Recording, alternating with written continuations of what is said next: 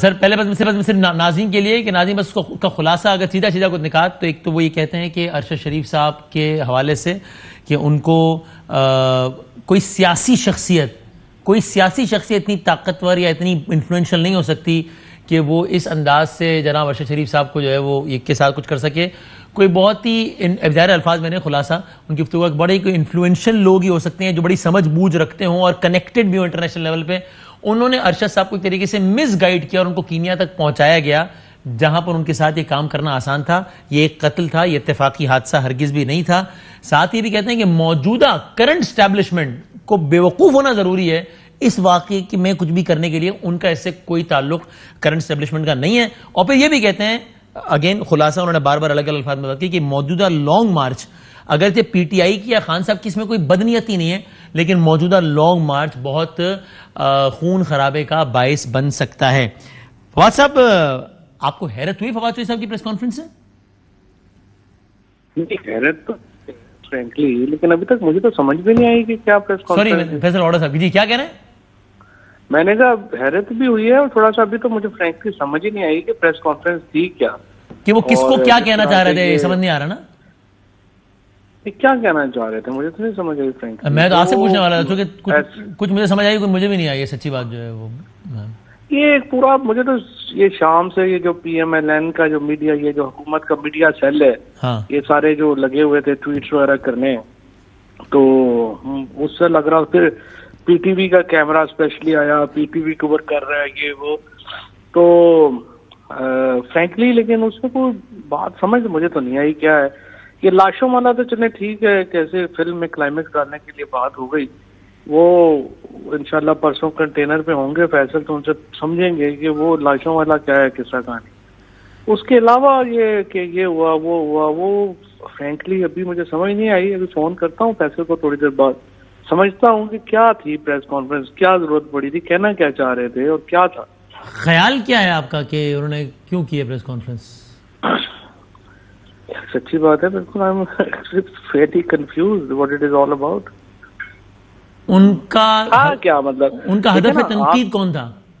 अब यही तो मैं कह रहा हूँ, तज्जिया तय हो तो आप कर सकते हैं ना, कि कोई दो तीन चीजें तो आपके सामने होनी चाहिए ना। आपके सामने कॉन्टेक्स्ट होना चाहिए, आपके सामने जो है कोई मवाद होना चाहिए, और आपके सामने कोई उनका जो है वो कोई इंटेंशन होनी चाहिए। अब फ्रैंकली अभी ये तो मुझे कोई इसमें रब्त भी नहीं नजर आया, कोई बात भी नजर नहीं आई, समझ भी नहीं आई। एक्चुअली मैं पहले जब ट्वीट आया तो मैं फोन कर रहा था कि मैं समझना चाह रहा था कि क्या है, क्या ऐसा मामला है। बहरहाल पाकिस्तान तहरीक इंसाफ इस प्रेस कॉन्फ्रेंस से बेखबर थी ना फवाद साहब, क्योंकि हमने भी फैसल वाडा साहब से उनकी ट्वीट के बाद ना हमने रब्ता करने की कोशिश की, उनसे रब्ता नहीं हुआ। फिर हमने खान साहब के चीफ ऑफ स्टाफ जो है शिबली फराज साहब और चेयरमैन ऑफिस वगैरह हर जगह चेक किया, तो सब ने ये बताया कि हमें नहीं मालूम। तो इसका मतलब तहरीक इंसाफ तो बेखबर थी ना। आपने भी हमारी तरह प्रेस कॉन्फ्रेंस देखी है और पता चला आपको जो भी हुआ है ना। हाँ नहीं, हमें तो पता नहीं था, बिल्कुल जाहिर है, वरना अगर आपको पता है हम अपनी प्रेस कॉन्फ्रेंसेज जो हैं वो तो KP हाउस में करते हैं या पंजाब हाउस में करते हैं, प्रेस क्लब में, तो हम अपनी प्रेस कॉन्फ्रेंस नहीं करते। लेकिन जो फिर PTV जो है वो कहाँ हमें इतनी कवर कर, आपको तो याद होगा PTV ने चौधरी परवेज इलाही का हलफ नहीं दिखाया था जो वज़ीर आला थे पंजाब। तो आज फवाद चौधरी की प्रेस कॉन्फ्रेंस क्यों दिखाई? जी आज फवाद साहब की प्रेस कॉन्फ्रेंस क्यों दिखाई?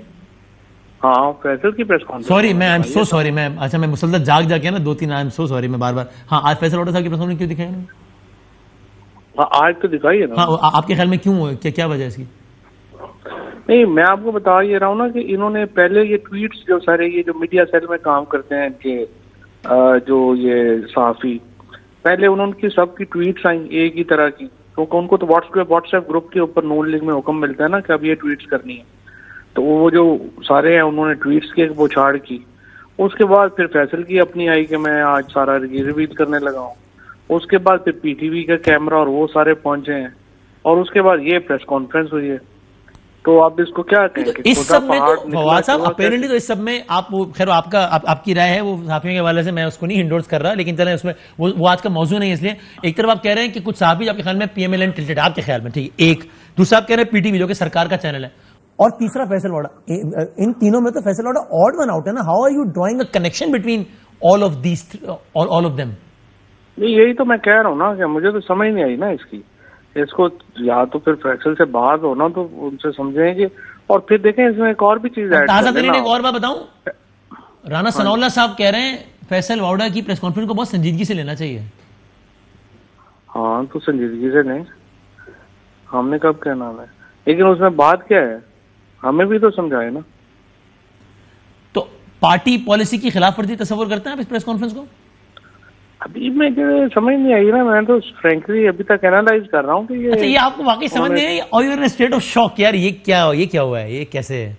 ये अगर आपको समझ आ गया तो मुझे समझा देना, आप अपना तज्जिया दे मुझे कि वो क्या कहना चाहते थे। मैं अपना नाकिस तज्जिया अपने मोहतात अल्फाज में आपको पेश करूं, आप कह रहे हैं हाँ जी कि जब वो ये कहते हैं कि कोई सियासी शख्सियत या कोई सियासी, तो वो यानी उसमें से वो सिविलियन सेटअप को मिनहा कर देते हैं, निकाल देते हैं ना इस सारी प्रोबेबिलिटी में से, यानी कि वो ऐसा कुछ, वो जो है ना कि जनाब वो नून लीग के खिलाफ डॉक्यूमेंट्री बना रहा था तो ये तो अच्छा, तो जाहिर है फिर अगर नॉन सिविलियन की तरफ, तो वो कहते हैं कि नहीं, करंट स्टैब्लिशमेंट का भी इससे कोई ताल्लुक नहीं है।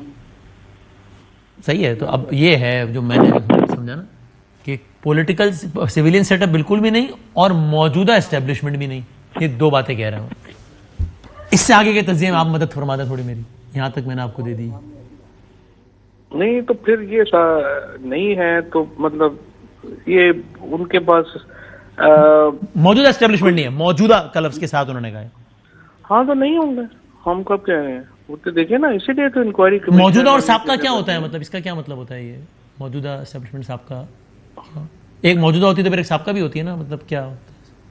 हाँ फ्रेंकली कोई मुझे समझ नहीं आई, बिल्कुल प्रेस कॉन्फ्रेंस की जरूरत नहीं थी। एक्चुअली कोई नहीं, आपके भी दोस्त हैं, हमारे भी दोस्त हैं, पूछते हैं उनसे, समझते हैं कि वो क्या कहना चाह रहे थे। या हो सकता है ठीक है ना, एक और वजह ये भी हो सकता है कि वो तैयारी तो कुछ और करके आए हों, लेकिन फिर उन्होंने वो प्रेस कॉन्फ्रेंस की ना हो।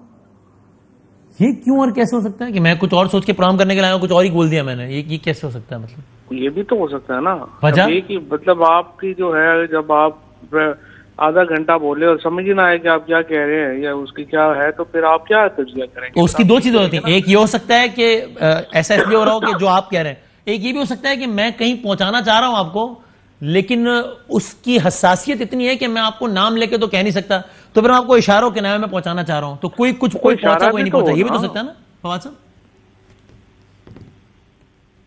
ये भी पॉसिबिलिटी है, राइट? You agree? नहीं, लेकिन कोई बात हो तो इशारा भी तो हो ना, मतलब इस प्रेस कॉन्फ्रेंस आप तब करते हैं ना, है ना, या तो आप अपने दोस्तों में बैठ के कोई बात कर रहे हो तो फिर आप जो है वो खुली डुली कोई बात वो उस तरह से करेंगे, लेकिन आप जब पब्लिकली जा रहे हैं, प्रेस कॉन्फ्रेंस कर रहे हैं, तो फिर तो आप इशारों के नामे में क्यों बात करेंगे? फिर तो आप बात करेंगे, जो आपने प्रेस कॉन्फ्रेंस भी रखी है पब्लिक को कॉन्फिडेंस में लेने के लिए रखी है ना, तो फिर अगर उसके बाद सारी पब्लिक ही कहे कि ये क्या था, वैसे इसका मतलब क्या था, तो फिर इसका क्या मतलब है? इसका मतलब यह है कि आप शायद आप नहीं थे तैयार उसके लिए। इमरान खान साहब ने अपनी एक और बात उनकी, इमरान खान साहब ने अपने तौर पे खुलूसे दिल के साथ ही अरशद साहब को अफ्रीका जाने का कहा था, क्योंकि वो साजिश को नहीं भाप पाए, लेकिन असल में एक साजिश थी जिसके तहत अरशद शरीफ को कीनिया पहुंचा दिया गया, और वो बहुत कनेक्टेड लोग थे जिनका इंटरनेशनल स्टेचर था, यानी इंटरनेशनली कनेक्टेड थे, नॉट इंटरनेशनल स्टेचर था, उन्होंने ये ट्रैप किया, और वो ऐसे लोग थे, यानी कि इतने काबिल एतमाद थे अरशद साहब के लिए कि जिनकी बात पर उनको भरोसा था, ये कहा है उन्होंने। अब आप इस हिस्से के बारे में बताइए कि आपका क्या ख्याल है प्रेस कॉन्फ्रेंस में?